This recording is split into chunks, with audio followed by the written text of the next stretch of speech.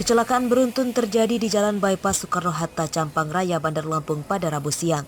Kecelakaan ini melibatkan 3 mobil yang berada di tujuan yang sama dari arah Panjang menuju Bandar Lampung.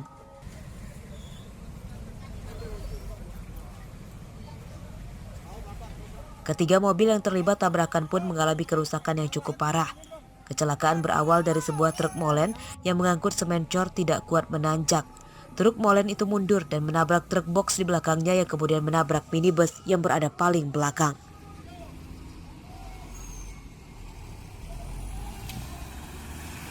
Trotoar itu melihat begitu kan mundur. Saya berusaha belok ke kiri, tapi mundurnya deras. Akhirnya nunggur box.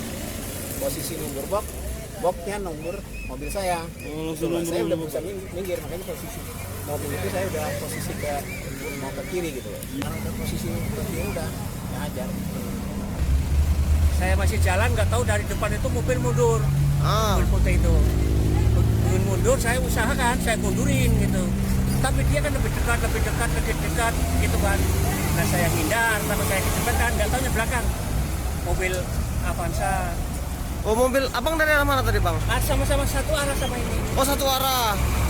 Tapi dia itu mundur, remnya nyeblos, nggak ada rem. Tidak ada korban jiwa akibat kejadian ini, namun kerugian ditaksir mencapai ratusan juta rupiah. Truk box yang tertabrak truk molen itu sedang mengangkut puluhan unit barang elektronik milik sebuah toko dan sebagian ikut rusak akibat benturan. Kasus kecelakaan beruntun ini ditangani polisi Satuan Laka Lantas Polresta Bandar Lampung. Arsadita Putra melaporkan dari Bandar Lampung.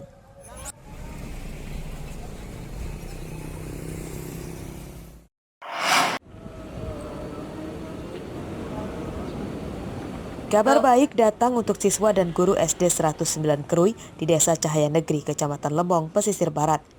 Bangunan sekolah mereka yang rusak akan segera diperbaiki.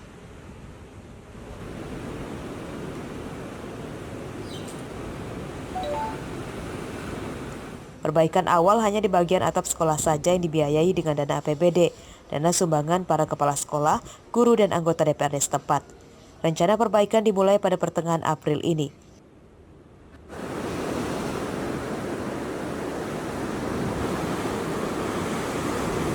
Mereka yang mendonasikan uang itu karena iba dengan kondisi bangunan SD 109 Krui yang sudah rusak dan tidak bisa difungsikan lagi untuk kegiatan belajar mengajar.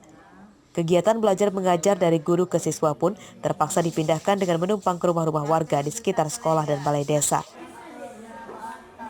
Insya Allah di bulan April ini nanti akan ada perbaikan minimal atap biar bisa melaksanakan KBM di sekolah. Samping itu juga kita sudah berkoordinasi dengan Dinas Pendidikan, nanti mungkin dari Dewan maupun dari Pak Kepala Sekolah juga akan memberi bantuan untuk pendidikan di SD 109.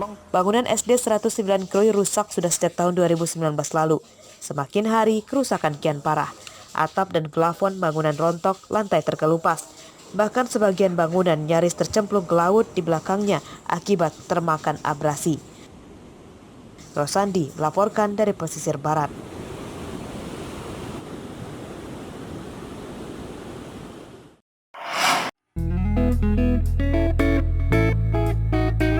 Beginilah kesibukan Nanang setiap harinya.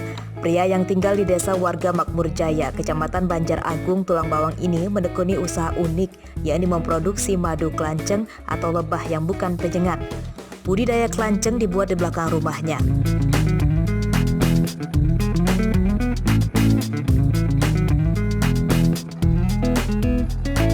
Lebah kelanceng ini dibuatkan rumah berupa kotak dengan bagian atasnya terbuka dari bahan kayu dan papan. Kotak-kotak tersebutlah tempat bersarang lebah kelanceng. Dari dalam sarang itulah kelanceng menghasilkan madu.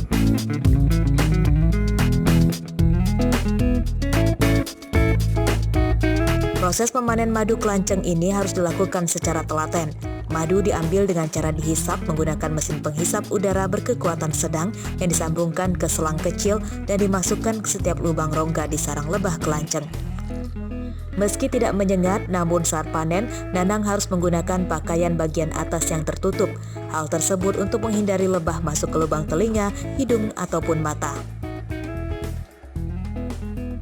Lebah kelanceng menghasilkan madu dengan berbagai rasa, yakni manis, pahit, dan asam, namun memiliki khasiat banyak untuk kesehatan. Dia beda sama tawon ini. Tawon-tawon yang lebah-lebah hutan itu lain harganya juga. Karena ya banyak yang bilang lah kualitas madu trigona ini, kelanceng ini ya lebih baik dari ini. Tapi cita rasanya sedikit berbeda. Ini asam manis. Dominan asamnya gitu loh. Mantap. Untuk kesehatan dan untuk menjaga daya tahan tubuh. Rasanya gimana tadi Mas madunya? Manis, asam, pahit, dan seger. Lebah kelanceng disebut dalam bahasa Latinnya Trigona sapiens atau Trigona clypearis. Saat membudidaya kelanceng, jangan lupa juga menanam aneka bunga di sekitar lokasi sebagai sumber makanannya. Budidaya madu kelanceng ini bisa menjadi referensi usaha di tengah masa pandemi dengan memanfaatkan perkarangan rumah. Setiap bulannya, Nanang dengan 10 rumah kelanceng dapat menghasilkan sekitar 5 kg madu kelanceng. Harga madu kelanceng ini dijual Nanang Rp1.000.000 per kilogramnya. Mustaqim melaporkan dari Tulang Bawang.